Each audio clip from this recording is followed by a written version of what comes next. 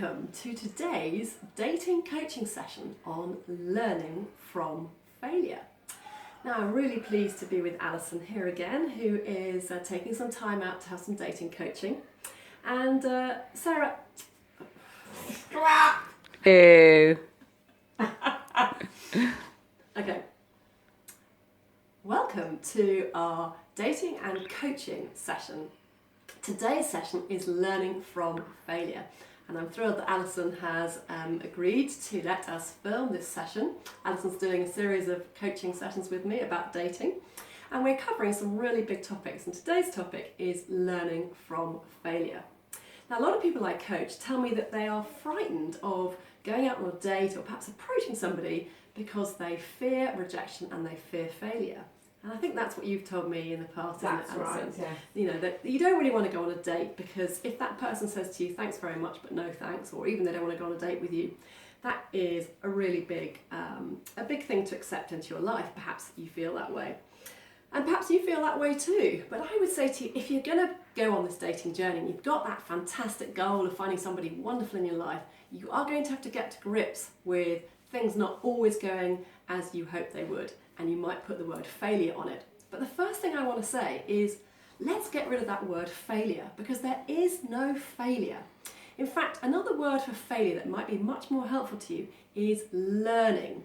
So when we make a mistake or we consider ourselves we've failed, actually, if we consider it as an opportunity to learn, it helps us take things further forward. So really, it's just a mindset, and you've got to rewire your brain to realise that there's no such thing as failure, you're just learning.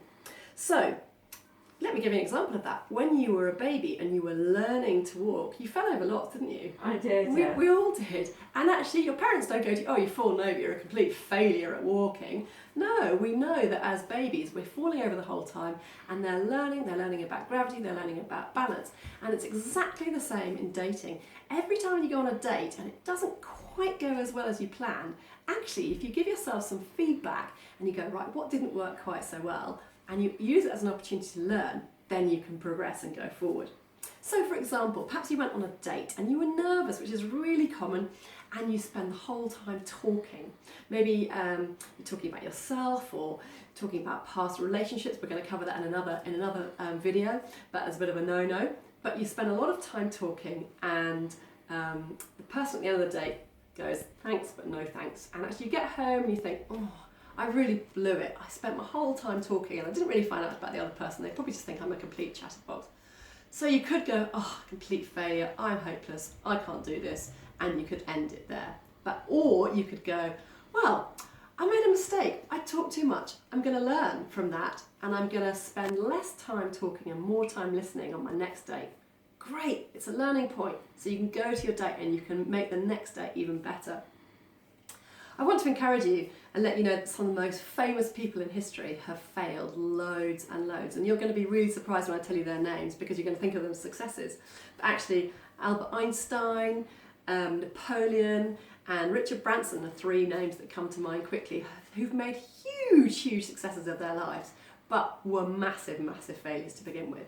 So when you're going on your dating journey, keep those people in mind and think, if they can do it, I can. Now obviously they didn't succeed in the dating world, but they did make a lot of mistakes, and I want you to be conscious of the fact that if they can make lots of mistakes and keep failing, then and really keep learning, then you can too. So the same thing, I want to just briefly talk about rejection, because that's a very big topic as well. And I know, Alison, you've told me that you've gone on a few dates and they haven't worked, and you've come home feeling quite rejected.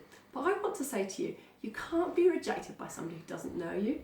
So if you go on a date and you spend 2-3 hours with that person, and then they say to you at the end, oh, sorry, I don't want to see you again, and you go home and think, oh, I'm really rejected.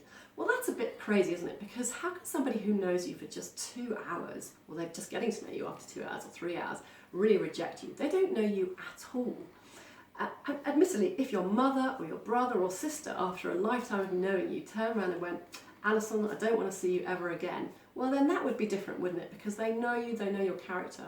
But please, don't let me hear you saying that you feel rejected because you went on a date, because really it's the other person's loss. They haven't done their homework to discover what you're really like and to get to know the real you. So when they're saying they don't want to go out with you anymore, please don't see it as rejection, because they really don't know you.